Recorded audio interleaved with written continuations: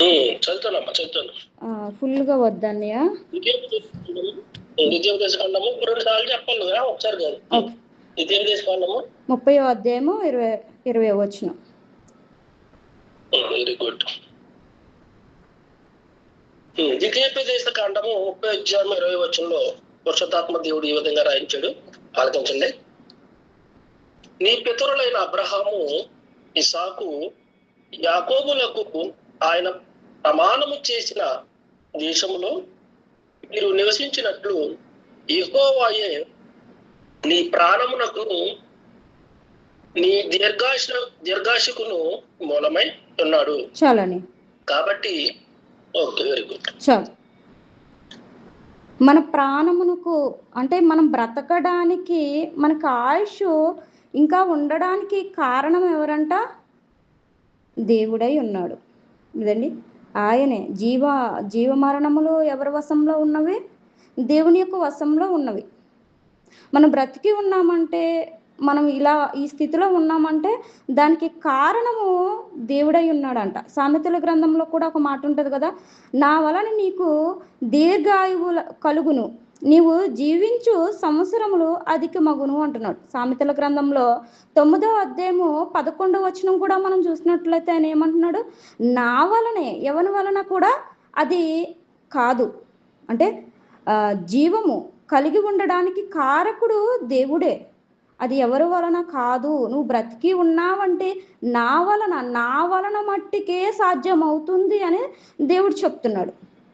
అవునా? దేవునికి మట్టికే సాధ్యం అది.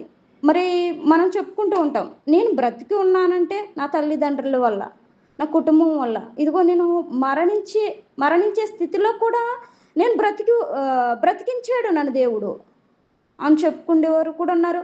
అలాగే నేను మరణించే స్థితిలో ఉన్నప్పుడు నా తల్లిదండ్రులు ఎంతో కష్టపడి నన్ను బ్రతికించారు అని చెప్తున్నాం.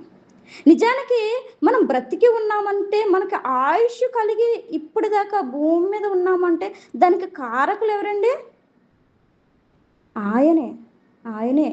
ఆయనే కారకుడు. జీవ మరణములు ఆయన వశములో ఉన్నవి. కాబట్టి ఆయన ఏమంటున్నాడు? దీర్ఘ ఆయువు కలుగునట్లు నీవు జీవించు సంవత్సరములు అధికమగునట్లు నా వలన మట్టికే నీకు జరుగుతున్నది అంటున్నాడు. నా వలన మట్టికే నీకు ఈ ఆయువు, ఈ యొక్క జీవము కలిగి ఉన్నావు అని చెప్తున్నాడండి. అవునా? అలాగే కీర్తన గ్రంథము 68వ వచనం కూడా చూసినట్లయితే 68వ అధ్యాయము 20వ వచనం చదువుతారా ఎవరన్నా? చదవమ్మా.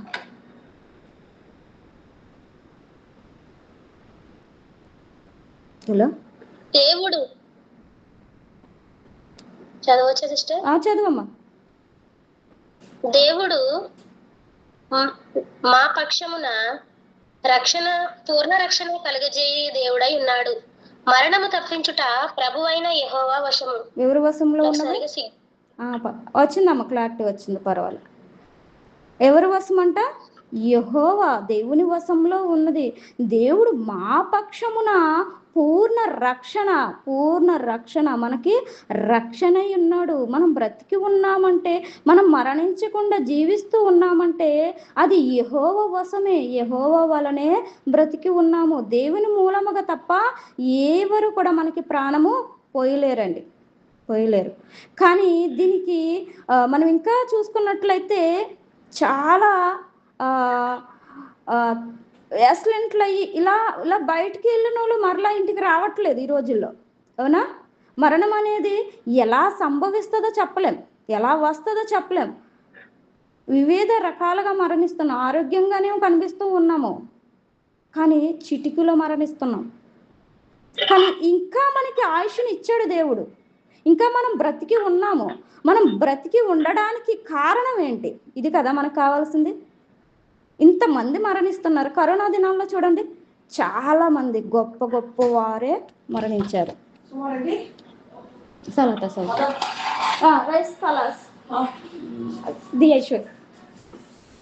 మామ సరే. కీర్తనల గ్రంథము 68వ అధ్యాయం చదువుకున్నాం కదండి. అక్కడ ఏమని రాయబడి ఉంది? మా పక్షమున దేవుడే మా పక్షమున ఏం చేస్తున్నాడు? పూర్ణ రక్షణ కలుగజేయు దేవుడై ఉన్నాడు. మరణము తప్పించుట ప్రభువు అయిన యెహోవా వశము, ఆయన వశంలో ఉన్నాయి కదండి. అంటే మనం బ్రతకాలన్నా మరణించాలన్నా ఆయన సెలవు మనకు కావాలి. ఆయన మాట ఇస్తే ఏమైనా కలుగుతుంది కదండి. అంటే మరణ పడకలో నుంచి కూడా లేపగలిగిన శక్తిమంతుడు మన దేవుడు. ఉదాహరణకి చూసినట్లయితే హిజ్కియా గారి జీవితం కదండి. హిజ్కియా గారు ఎలా ఉన్నాడు? మరణించే స్థితిలో ఉన్నాడు. చూడండి, 2వ రాజుల గ్రంథము 20వ అధ్యాయము 1వ వచనాన్ని చదువుకున్నట్లయితే, ఆ దినములలో హిజ్కియాకు మరణకరమైన రోగము కలగగా ఆమోజు కుమారుడును ప్రవక్త అయిన యెషయా అతని యొద్దకు వచ్చి, నీవు మరణము వచ్చినవు బ్రతకవు గనుక నీ ఇల్లు చక్కబెట్టుకొనుమని యెహోవా సెలవిచ్చుచున్నాడని చెప్పగా, ఇక్కడ మనం చూసినట్లయితే హిజ్కియా ఎలా అనారోగ్య పరిస్థితి అంటే ఇంకా చనిపోతాడు, ఇంకా బ్రతికే అవకాశం లేదు కదండి. అప్పుడు ప్రవక్త అయిన యెషయా ద్వారా వర్తమానం పంపించినప్పుడు అప్పుడు హిజ్కియా దేవుని యొద్ద మొరపెడుతూ ఉన్నాడండి. అంటే నేను వచనాలన్నీ కూడా చదివి చెప్పను, మీకు ఉదాహరణ మట్టుకి అంటే తెలుసు కాబట్టి ఆ యొక్క మ్యాటర్ ఏదైతే ఉందో అది చెప్తాను. ఓకే, ఆయన తన దగ్గర మొరపెడుతూ ఉంటాడు. నా ధర్మ కార్యములు నేను చేసినవన్నీ నా యథార్థ హృదయాన్ని బట్టి సత్యమును అనుసరించి నేను నడిచాను కాబట్టి నాకు మరి సహాయం చేయమని ప్రార్థించినప్పుడు మరలా హిజ్కియాకు ఏమిస్తాడు దేవుడు? ఆయుష్కాలాన్ని ఇస్తాడు. ఎందుకు ఇచ్చాడు అంటే మనం బ్రతికి ఉండడానికి కారణం ఏంటి అనేది మనం చెప్పుకుంటున్నాం. 3 విషయాలను మీ ముందు పెడతానన్న. మొదటిగా హిజ్కియా విషయాన్ని మనం తీసుకుంటున్నట్లయితే ఆయన చనిపోయే స్థితిలో నుంచి ఎందుకు బతికాడు అంటే ఆయన ఎన్నో చేశాడండి. మరి హిజ్కియా తండ్రి మరి ఇశ్రాయేలు ప్రజలు అక్కడ ఏదైతే మందిరం ఉందో దేవాలయాన్ని విగ్రహారాధనతో నింపేసినప్పుడు హిజ్కియా ఎంటర్ అయిన తర్వాత ఏం చేస్తున్నాడు? అవన్నీ తీసివేసేసి దేవుని యొక్క మందిరంలో ఇలాంటి అయిష్టకరమైనవి ఉండకూడదు, ఇది దేవునికి సంబంధించింది అనేది దేవుని ప్రజలు అక్రమ మార్గంలోకి వెళ్ళిపోతున్నప్పుడు హిజ్కియా ఎంతో ప్రయాసపడ్డాడు, ఎంతో తపన పడ్డాడు. అయ్యో దేవుని ప్రజలే అనేసి ఏం చేస్తాడండి మోషే గారు?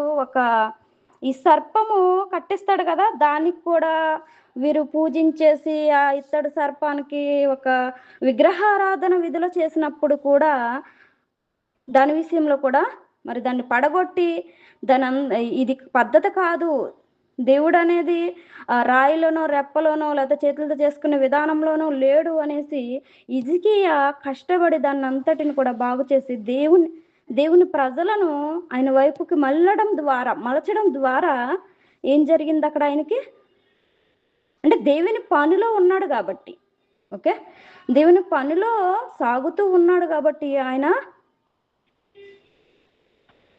బ్రతకడం జరిగింది, ఆయనకి ఆయుష్ పెంచడం జరిగింది కదండి. ఒక కారణం మనం వాడు సరిపోతామా? ఇంకా ముందుకు చదవని మొత్తం లైన్. అతని తరువాత వచ్చిన యోధా రాజులలోను అతని పూర్వీకులైన రాజులలోను అతనితో సమమైన వాడు ఒకడును లేడు. చాలు. ఇక్కడ హిజ్కియా ప్రవక్త గురించి ఏం రాయబడి ఉంది? అలాంటి రాజు ఎవరు లేరంట. అంత విశ్వాసముగా దేవుని పనులు చేస్తూ దేవుని వైపు ప్రజలను తిప్పిన వ్యక్తి ఈయన. అలాంటి క్రియలు చేసిన వారు, అంత విశ్వాసంగా దేవుడు నడిచిన వారు అంతకు ముందు కానీ ఆ తర్వాత కానీ అలాంటి రాజు లేడు అని చెప్తున్నాడు. చూడండి ఎంత గొప్ప సాక్ష్యాన్ని పొందుకున్నాడు హిజ్కియా గారు. ఇది ఒక కారణం. అంటే దేవుని పనులు ఉంటూ అనేక ఆత్మల రక్షణార్థ నిమిత్తము కష్టపడినప్పుడైతే మనము మరణ పడకలో కూడా ఉన్నప్పుడు ఏం చేస్తాడు ఆయన? లేపే దేవుడు, శక్తిమంతుడు. జీవ మరణములు ఆయన వశంలో ఉన్నాయి కాబట్టి మనం చేసే ప్రతి పనిలోని దేవునికి ఇష్టకరంగా ఉంటే అది మనల్ని బ్రతికిస్తాడు. అవునా? మరొకటి చూద్దాం. లోకసువార్త 13వ అధ్యాయం 6 నుంచి 9 వచనాలు చదువుకో.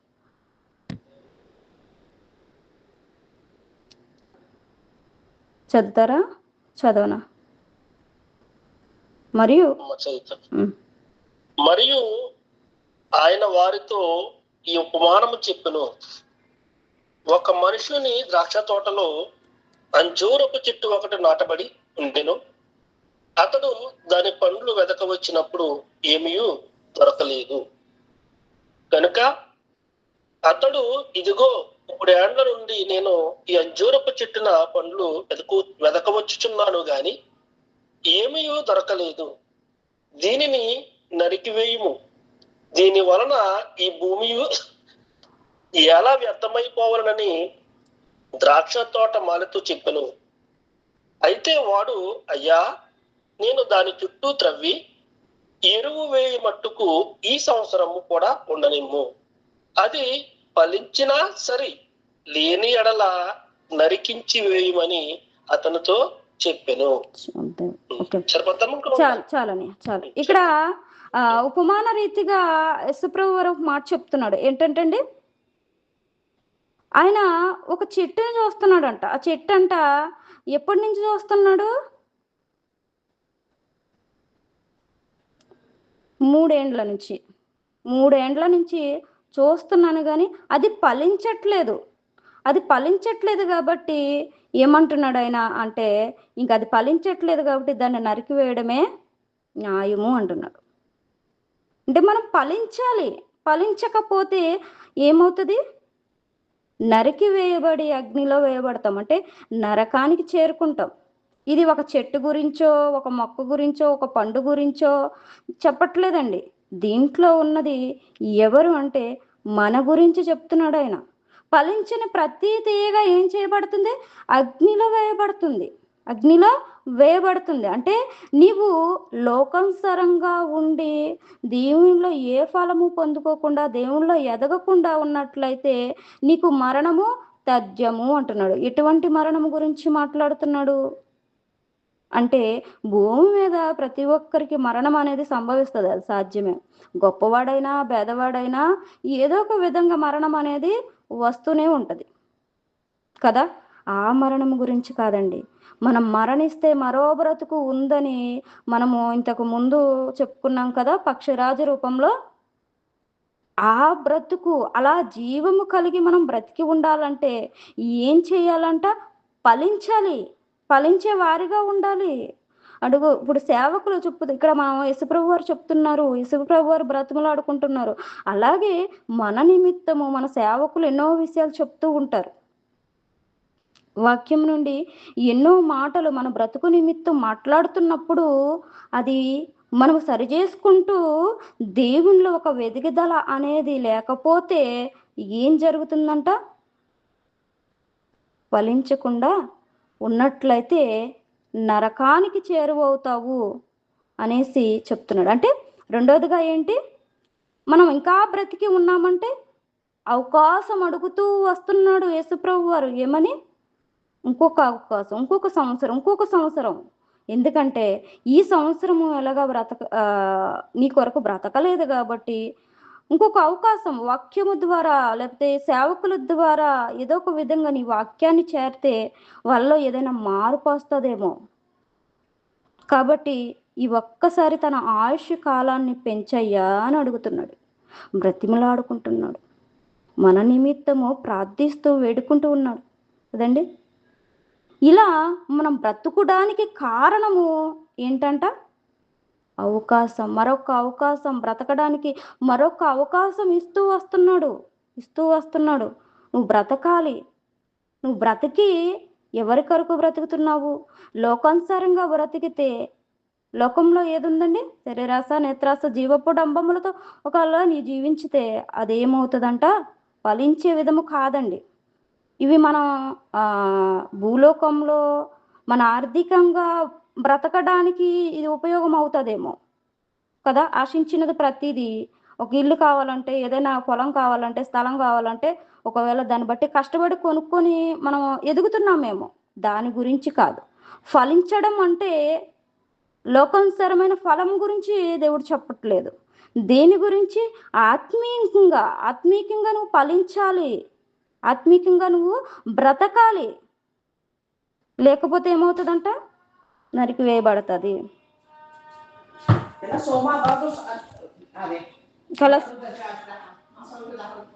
Okay okay. ఇంకా ఏం చేస్తున్నాడండి మన కోసం? ఆయన 2 మనం ఉదాహరణలు తీసుకున్నాం. నాకు డిస్టర్బెన్స్గా ఉంది కాబట్టి తొందరగా ముగిస్తాను. 3 అనుకున్నాము. ఓకే. కొందరు ఆలస్యమని ఎంచుకున్నట్లు ప్రభువు తన వాగ్దానం గురించి ఆలస్యము చేయవాడు కాదు. మరి ఎందుకు ఆలస్యం చేస్తున్నాడు అంటే చూడండి, 2 పేతురు రాసిన 2వ పత్రిక 3వ అధ్యాయము 9వ వచనం. కొందరు ఆలస్యమని ఎంచుకున్నట్లు ప్రభువు తన వాగ్దానము గురించి ఆలస్యం చేయవాడు కాడు, గాని ఎవడునూ నశింపవలనని ఇచ్చేంపుక అందరూ మారు మనసు పొందవలని కోరుచు మీ ఎడల ఏం చూపిస్తున్నాడు? ఆయన దీర్ఘశాంతము గలవాడై ఉన్నాడు. ఎందుకు? దీర్ఘాయువు మనకిస్తూ ఉన్నాడు. ఇంకా బ్రతుకుతూ ఉన్నాము. మనం ఎందుకు జీవిస్తున్నాము?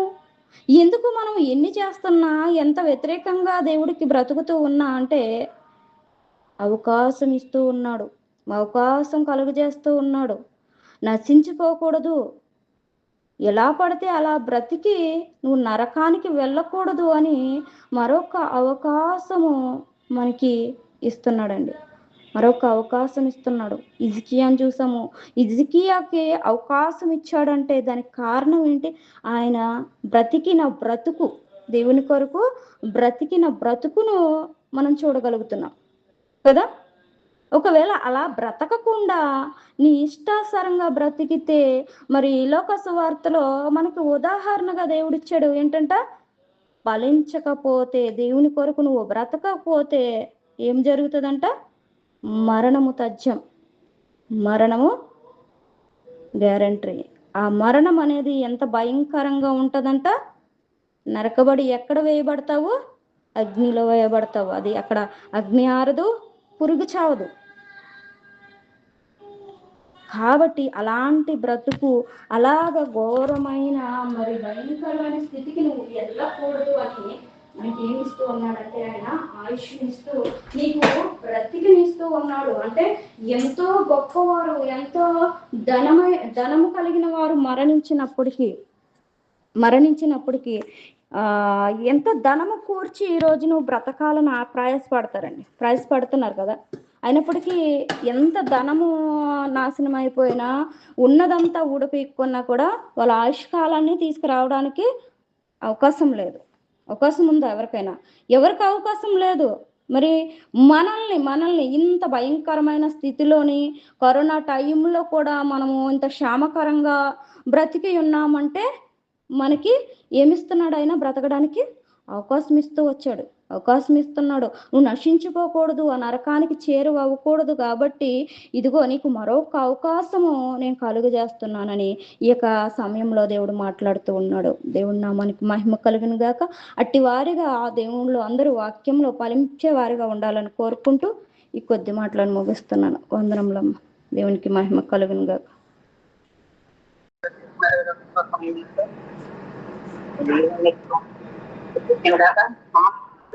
మనకు